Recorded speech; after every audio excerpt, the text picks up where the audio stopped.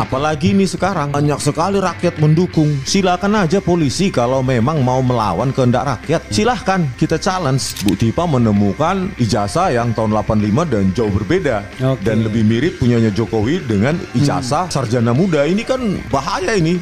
Bisa menimbulkan chaos kalau ini dikeluarkan Bu Tipa. Makanya hati-hati polisi. Tentang Anda kali ini penyelidikan dari penyelidikan ke penyidikan.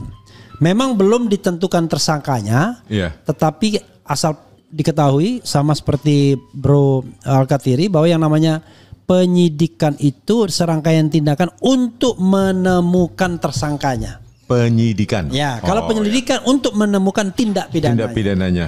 Nah, jadi tindak pidananya sudah ditemukan, entah ditemukan di mana, di got, di jalan, di apa kan? Enggak jelas. Enggak jelas. Sekarang tinggal menemukan tersangkanya. Jadi Bro Rismon, silakan Anda komentari apa pendapat Anda mengenai bahwa kasus Anda di Polda Metro Jaya, bukan kasus Anda sih, tapi Anda yang terlapor kan, itu sudah ditingkatkan dalam proses penyidikan, yang artinya ini potensial akan menemukan tersangkanya, potensial akan dilanjutkan di tingkat kejaksaan, dan potensial di tingkat penuntutan nanti, penuntutan dan kemudian divonis dan lain sebagainya. Itu kita nggak ngerti apakah sampai ke sana atau tidak. Silakan. Ini kan sudah resiko yang sudah diperkirakan lah. Kalau kita melawan Joko Widodo, ya tentu ini resiko yang harus dihadapi. Jadi bukan sesuatu yang surprise banget, kejutan-kejutan ini kan sudah dikalkulasi. Kalau hal ini tidak dikalkulasi, ya tentu lebih baik tidur di rumah, nggak usah memperjuangkan ini gitu. Tetapi ini juga sudah diprediksi kan, ketika PN Solo juga memberikan putusan sela ya, Bang. Putusan sela bahwa NO tidak berwenang untuk mengadili ijazah Jokowi. Jadi memang Jokowi ini masih kuat ya. Jokowi ini masih powerful, khususnya di penegakan hukum di Indonesia. Jadi bagi saya lah dulu, semoga perjuangan ini tidak sia-sia ya. Perjuangan ini tidak sia-sia.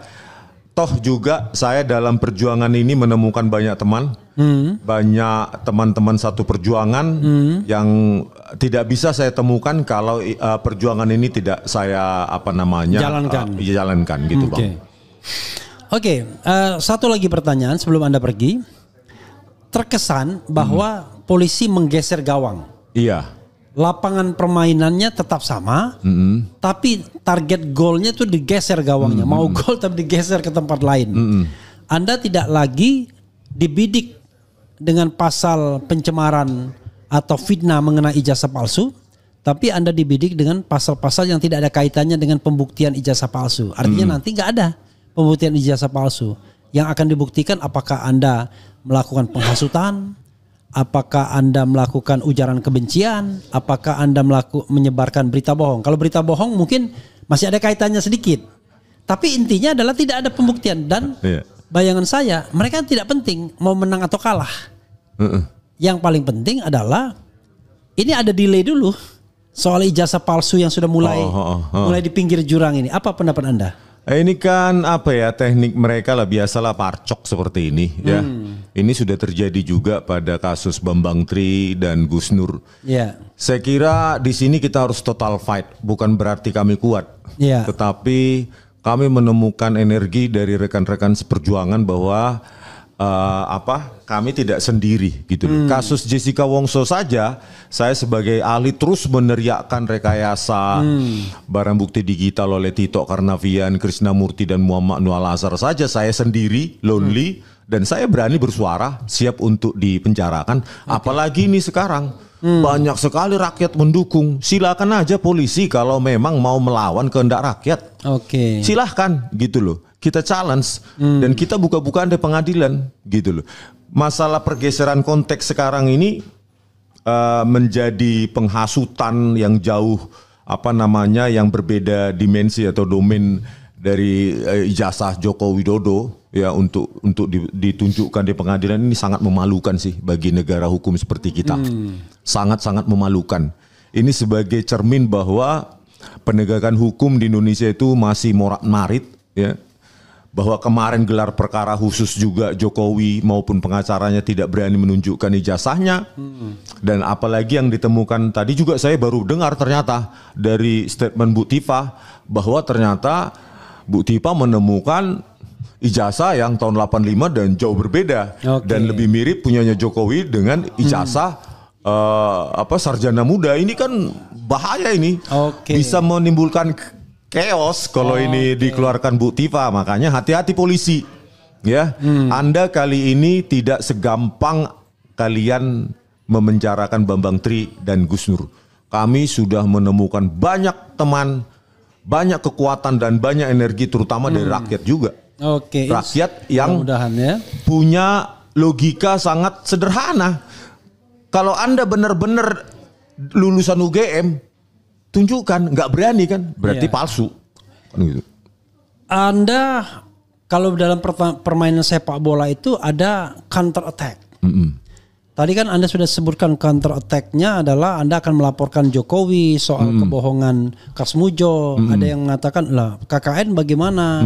Kemudian orang juga mengatakan bagaimana dengan ke KIP Komisi Informasi Pusat untuk meminta dibukanya soal ijazah tersebut. Itu Anda akan lakukan segera atau bagaimana? Ya, nanti ini kan diskusi sama tim hukum nanti. Ya. Saya akan mendesak karena saya sendiri kan nggak mungkin nggak diwakili kan, didampingi. Ya. Ya, keinginan saya itu melaporkan Jokowi atas dugaan skripsi palsu. Dan dugaan pembohongan publik tahun 2017 ketika dia menjadi presiden. Yaitu salah satu counter attack kita. Artinya kalau benar asas equality before the law, maka dia juga, kami juga bisa melaporkan Joko Widodo gitu dengan pasal dengan aduan-aduan tadi itu, pasal melaporkan menyebarkan kebohongan. Ya, dia juga bisa kena kan? Buktinya Pak Kasmujo membantahnya. Belum lagi dugaan skripsi palsu karena proses forensik terhadap lembar pengesahan skripsi Joko Widodo itu sangat tidak profesional, hanya diraba, dirasakan, ada cekungan dan disimpulkan handpress. Gitu Bang. Silakan kalau Anda memang ingin beranjang sana ke tempat lain karena Anda perlu konsolidasi. Ya, sahabat sekalian, kita lanjutkan ya. Apa yang Anda ingin sampaikan lagi terkait dengan hal ini? Jadi saudara sekalian, mohon maaf ya, kebetulan tadi dari Polda Metro tiba-tiba mereka berkunjung ke sini semua, makanya narasumbernya berganti-gantian, tetapi supporternya masih ada. Dan kemudian di tengah jalan ternyata ada berita yang mengatakan bahwa ditingkatkan ke proses penyidikan, yang artinya akan mencari dan menemukan tersangkanya, karena itu proses memang begitu stepnya. Dan kemudian kita tahu bahwa ya begitulah, kadang-kadang walaupun unlogical tetapi terjadi. It happens to Bambang Tri dan Gus Nur. Silakan. Ya, saya tadi bicara tentang Perkap kalau nggak salah. Ya, Perkap. Ya, jadi Perkap itu kan dibacakan tadi. Ya. Ya kan? Sorry. Kita lanjutkan soal Perkapnya ya. Ya saya bacakan lagi ya Perkapnya. Yang langsung ke pasal 80-nya aja. Iya, 80. Langsung. Nah, 80 pemeriksaan barang bukti dokumen sebagaimana dimaksud dalam pasal 79 wajib memenuhi persyaratan formal sebagai berikut. Wajib ya. A. Permintaan tertulis dari Kepala Kesatuan Kewilayahan atau Kepala _ Pimpinan Instansi. B. Laporan polisi. C. BAP saksi _ tersangka atau laporan kemajuan. D. BA pengambilan, penyitaan dan pembungkusan barang bukti. Dan C. Otentikasi dokumen pembanding. Iya. Oke. Pemeriksaan ayat 2-nya ya. Perlu masih relevan ini? Enggak, situ aja cukup udah. Oke. Jadi begini. Sebenarnya pemeriksaan laboratorium. Tapi ada ini. Apa itu? Pemeriksaan barang bukti dokumen sebagaimana dimaksud dalam pasal 79 wajib memenuhi persyaratan teknis sebagai berikut. Dokumen bukti yang dikirimkan adalah dokumen asli, bukan merupakan tindasan karbon, fax atau fotokopi. Silakan. Ya. Jadi begini, saya ini berbicara hubungan dengan gelar kemarin, itu saya sampaikan bahwa pemeriksaan laboratorium yang dilakukan Mabes Polri ini itu adalah melanggar prosedur, melanggar ketentuan yang ada. Karena syaratnya itu wajib, diantaranya ada laporan. Ya. Sedangkan ini posisi lagi dumas, masih dumas. Belum ada laporan polisi. Bukan embrio lagi, bahkan belum ada janin di sini gitu. Ya. Kalau orang-orang anak kecil, anak bayi itu belum ada janin itu, ya kan? Lah, kalau dikatakan di situ salah satu syaratnya harus ada laporan, berarti apa kesimpulannya? Berarti pemeriksaan laboratorium itu harus dalam taraf penyidikan.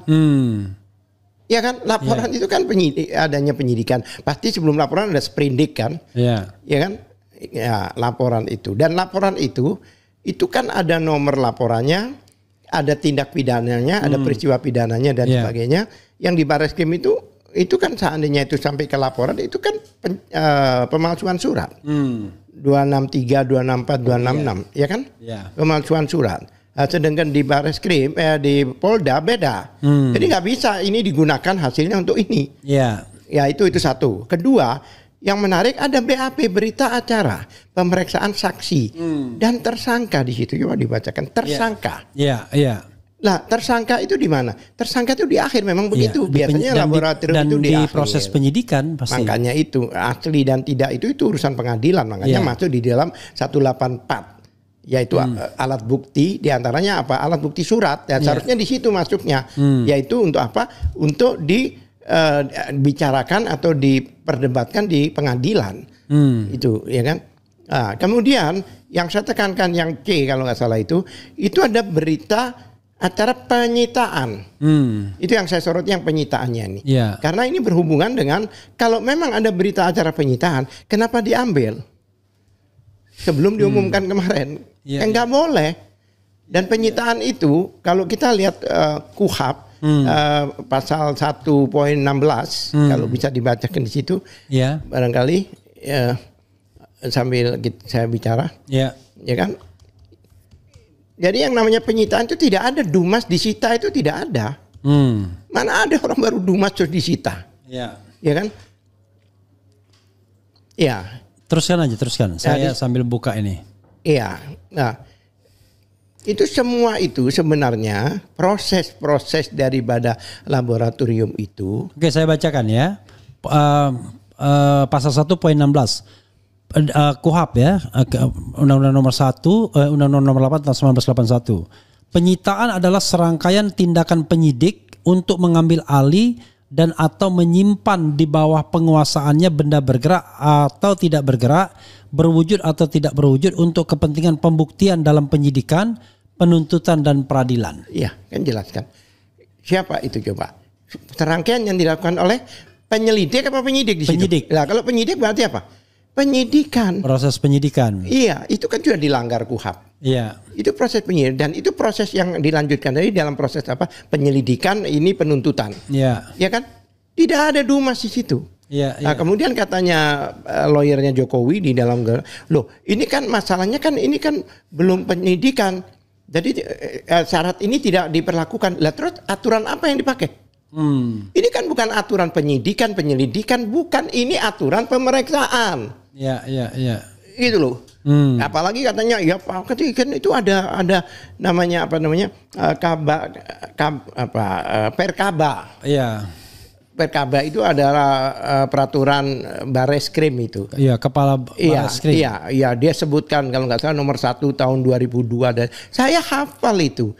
Saya mau jawab itu enggak boleh. Ya sudah selesai katanya itu. Perkaba itu SOP. Iya. Bukan persyaratan. Enggak supaya tahu karena itu dibicarakan dalam gelar. Ini kenapa sama si siapa itu orang Kompolnas itu tidak disebutkan. Disebutkan dong perdebatan itu, disebutkan dong bahwa ini ada pelanggaran.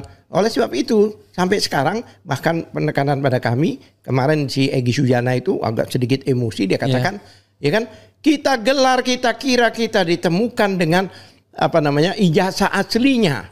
Ternyata tidak. Untuk apa kita gelar katanya? Kalau seperti ini, gelar ini nothing, dia bilang. Itu kan emosi banget beliau itu, nothing.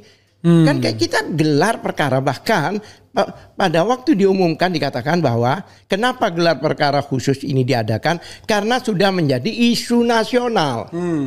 Diakui, ya kan?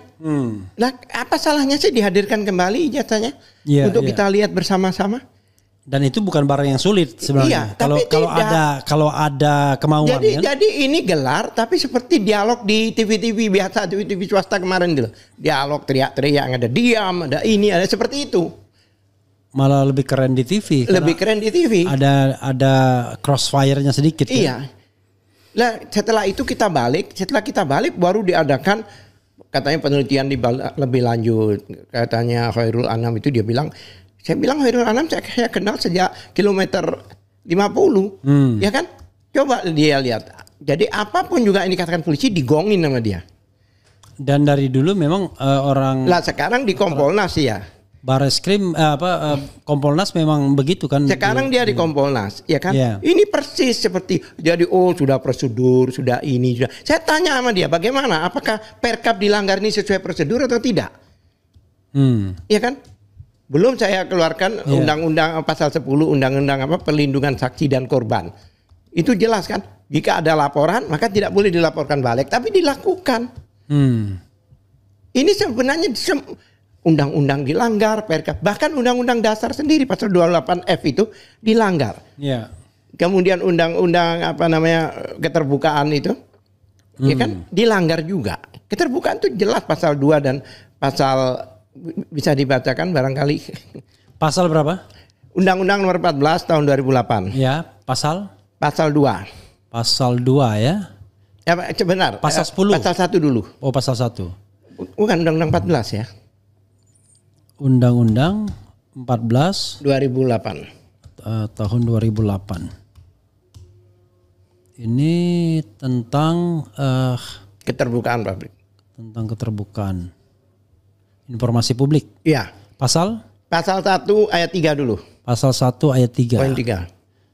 Pasal 1 poin 3. Iya. Badan publik adalah lembaga eksekutif, legislatif, yudikatif, dan badan lain yang fungsi dan tugas pokoknya berkaitan dengan penyelenggaraan negara yang sebagian atau seluruh dananya bersumber dari APBN dan atau APBD atau organisasi non pemerintah sepanjang sebagian atau seluruh dananya bersumber dari APBN dan atau APBD dan belanja daerah, sumbangan masyarakat dan atau luar negeri. Silakan. Iya. Pertanyaan saya, UGM itu terima dana nggak dari APBN? Oh ya udah pasti itu udah pasti. KPU badan terima publik. Dana nggak dari ya, udah dia? Pasti, udah pasti. Kita masuk sekarang ke pasal 2. Pasal 2 udah pasti badan publik dia. Setiap informasi publik. Sebentar. Jadi setiap informasi publik bersifat terbuka dan dapat diakses oleh setiap pengguna informasi publik. Ya. Kemudian informasi atau langsung ke pasal 4 aja biar pasal 4 ya. Itu pasal 2 ya, pasal 4. Pasal 4. Oke nih.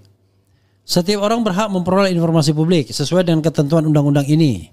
Setiap orang berhak melihat dan mengetahui informasi publik, menghadiri pertemuan publik yang terbuka untuk umum untuk memperoleh informasi publik, mendapatkan salinan informasi publik melalui permohonan sesuai dengan undang-undang ini dan atau penyebarluasan informasi publik sesuai dengan peraturan perundang-undangan. Setiap pemohon informasi publik berhak mengajukan permintaan informasi publik disertai alasan permintaan tersebut. Sampai di sini. Oke. Iya kan? Iya. Iya kan? Lah, sekarang publik itu minta ke UGM. Iya. Dengan UGM tidak memberikan, tidak fair, tidak. Karena apa? Saya katakan bahwa data pribadi jika digunakan untuk menjadi atau persyaratan sebagai pejabat publik sudah menjadi data publik yang mana terbuka, semua orang bisa mengakses. Sekarang UGM yang melanggar undang-undang, KPU melanggar undang-undang, melanggar undang-undang dasar, ya kan? Ini dibenarkan. Maka kami sebagai publik yang berhak untuk mengetahui itu, kenapa Egy Sujana sebagai TPUI dia ingin tahu? Karena kliennya itu dihukum hanya gara-gara tidak dibukanya ijazah yang diduga yang mereka katakan asli itu. Iya kan? Jadi bukan tiba-tiba kan, kenapa sih kok? Kenapa gimana? Gara-gara tidak dibukanya ijazah itu, tidak terbukanya ijazah itu, maka 2 orang warga negara dihukum 6 tahun. Itu ada hubungannya. Katanya Jokowi didolimi. Lah pertanyaan saya, siapa sekarang? Jokowi atau rakyat? Mau masuk penjara jelas itu rakyat yang masuk penjara. Siapa yang benar didolimi? Nah itulah artinya supaya warga negara Indonesia ini tahu bahwa kita sebagai warga negara ini berhak untuk, saya pernah katakan di sini, jangankan ijazah, kalau orang sudah sebagai pejabat publik, hartanya itu loh harus dideklar. Iya. Ijazah cuma selembar ini harta, ada tanah, ada ini, ada rumah, ada aset, ada saham, itu harus dideklar dan orang berhak mengetahui. Kalau tidak ada masalah dia nggak akan keberatan. Kan begitu. Oke bro, wrap up dan barangkali closing statement. Silakan. Tapi wrap up dan closing statement di era channel itu bisa 2 jam sendiri. Silakan. Sebentar aja. Oke. Jadi begini, apalagi sekarang ditingkatkan katanya dari apa namanya? Penyelidikan ke penyidikan. Dia penyelidikan.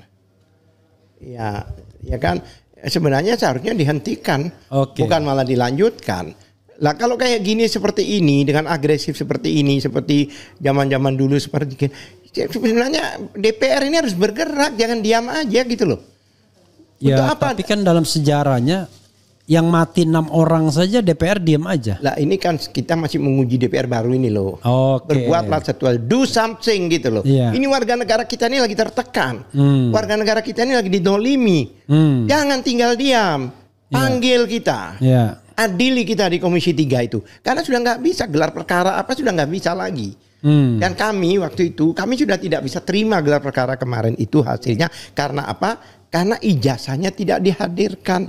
Pernah nggak Bang Refli tahu kalau ada suatu penyampaian hasil laboratorium narkoba cuma ditunjuki foto narkobanya, ini loh foto narkobanya, atau penggunaan senjata api, ini loh foto senjata apinya, pernah nggak? Iya, biasanya langsung fisiknya. Apalagi kalau kita bayangkan sekarang kalau orang kan medeni itu kan pedang ya kan, pistol.